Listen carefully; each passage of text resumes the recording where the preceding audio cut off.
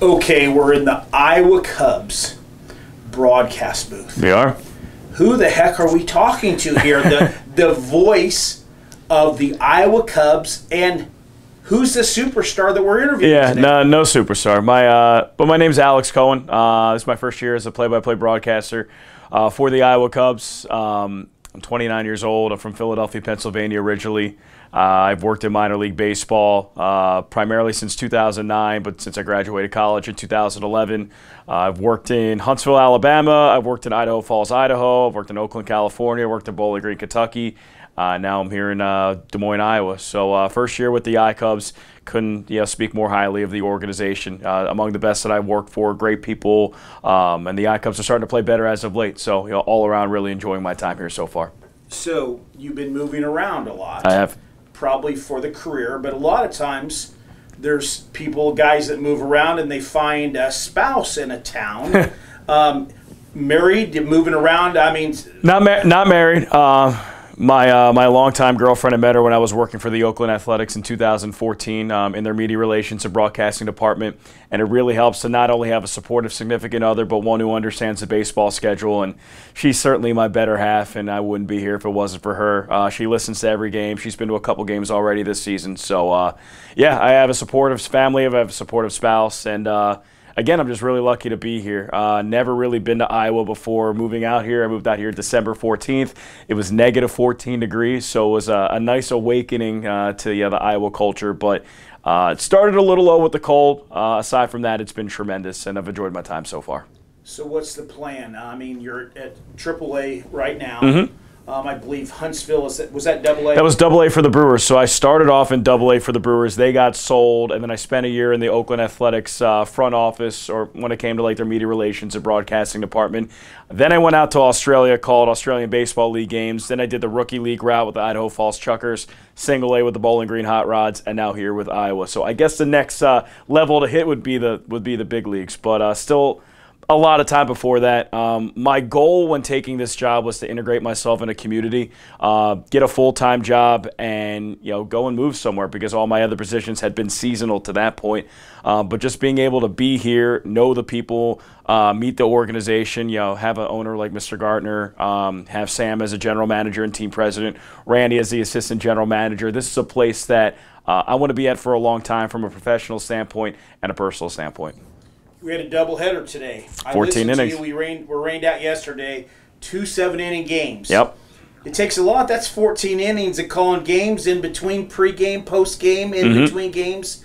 You lasted the whole day. Already. Well, luckily I have a good partner in the booth in Dean Ellis he's been doing this longer than I've been alive. So I'm able to work off him. I mean, he's just such a bank of information and memories here at Principal Park. So lucky to have him in the booth. But at that point, you're just making sure that you paint the picture, you tell some stories, do some trivia, make sure you have fun in the booth. When you have 14 innings and 5+ hours of baseball broadcasting, it can't be stale. You got to make sure you have as much fun as possible. So you're used to the hot weather being down in Huntsville, Alabama, obviously in the Correct. summertime. Yep. So hot weather like today doesn't bother you now. But you are in an air-conditioned booth, okay? That is one advantage. But, lucky enough, when you work at, rookie ball and A-ball, some of the booths aren't air-conditioned. And you just have to get used to it. Drink a lot of water, apply a lot of sunscreen, and make sure you have a spare T-shirt that you can wipe off your forehead so you don't get sweat in your eyes. We've got over 50,000 Cubs fans through our Sports Report site. Let's talk a little bit about the profession and how you got involved in the profession. And if there's some aspiring broadcasters out there, maybe you give them some tips on what to do. I mean, we don't want to get them to take your job. In 2018, there's so many different avenues to broadcast sports. It's not just radio. There's the internet. There's YouTube, Facebook. There's so many different ways to broadcast games now. So I would just tell people to get involved. I got involved in high school. It was myself and two of my best friends. We started our sports broadcasting club in high school, which is just outside of Philadelphia, and it's actually pretty strange. One of the friends who I started with is the fill-in play-by-play broadcaster for the Pittsburgh Penguins. He's their pre- and post-game show host, and another one is an award-winning journalist. He does sports in Milwaukee, Wisconsin. He works for WISN. So all of us have kind of stayed in it. We started in high school because we all realized that our professional dreams of playing sports ended right around the age of 16, which is a little bit too long. But we were able to do it in high school. We did it at college. I did mine at Indiana University. Steven, the one who's at WISN in Milwaukee, did his at the University of Wisconsin. And then Josh, who's the fill and play-by-play broadcaster for the Penguins, he did his at Ithaca. So we were all able to continue. At that point, it was our hobby. It was our passion in college, and then we turned it into a profession at that point. So, yeah, I would just tell aspiring broadcasters, get involved in any way possible you can. If you want to write. If you want to take pictures, take pictures. If you want to broadcast. I mean, there's so many different avenues where you can do it. Send an email, make a phone call. You have to be aggressive, but there are a lot of different ways you can get involved. So an IU guy, hey, our sports site, we're based in Indiana. Hey, I mean, you're an IU guy. Were you a little bit older than Schwarb's? I was a little older than Schwarb's, so I was there from 2007 to 2011, which was ironically their worst 4 years in basketball history. So I'm the good luck charm for that. But yeah, so I'm a little bit older than Schwarber. But yeah, cream and crimson. I bleed red, fortunately, so I can root for IU. Yeah, so Mark Cuban, obviously from Pennsylvania, getting out there. I mean, is this just a pipeline, or what is it?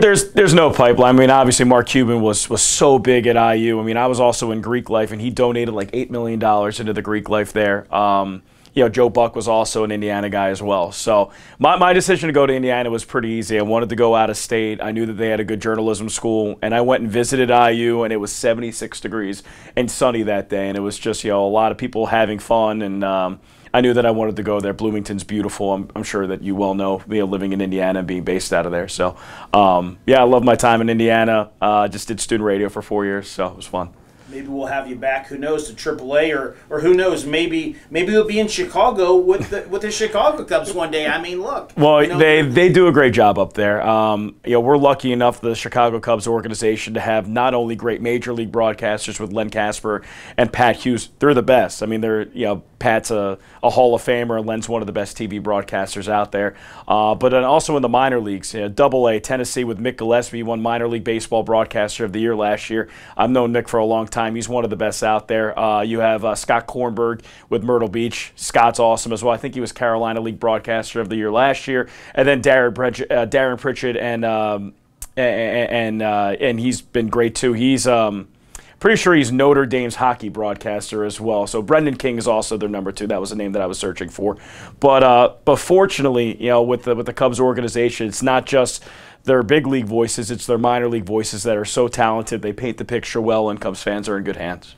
We live close to South Bend, and Brendan's very good. Yeah. We've listened to Brendan. I've reached out to him. I've been kind of busy, but hopefully we'll do an interview with him. Brendan's awesome. Yeah, he's a younger guy. He's also, I think he's an Indy guy too. He went to Drake, or he went to Butler. So, yeah, I mean, Brendan's great. Darren Pritchett's awesome. Just very lucky to be Cubs fans and to have all those voices at your disposal. I'm probably a traditionalist. I actually like to turn down the television, listen to Pat Hughes call a game. I mean, that guy, the way he calls a game is phenomenal. He's the benchmark. I mean, he's a guy who you want to take if I'm an aspiring broadcaster, you take a notepad, you take a pen, you turn off the television, you listen to Pat for 9 innings and just learn the nuances, learn the timing, learn how he paints the picture. And his timing, his presence on air is probably the best in professional baseball, in my opinion. I mean, I grew up as a Harry Kalas guy because I grew up in Philadelphia, but Harry has since passed, and John Miller's among some of my favorites. But Pat, just being a Chicago fan and learning how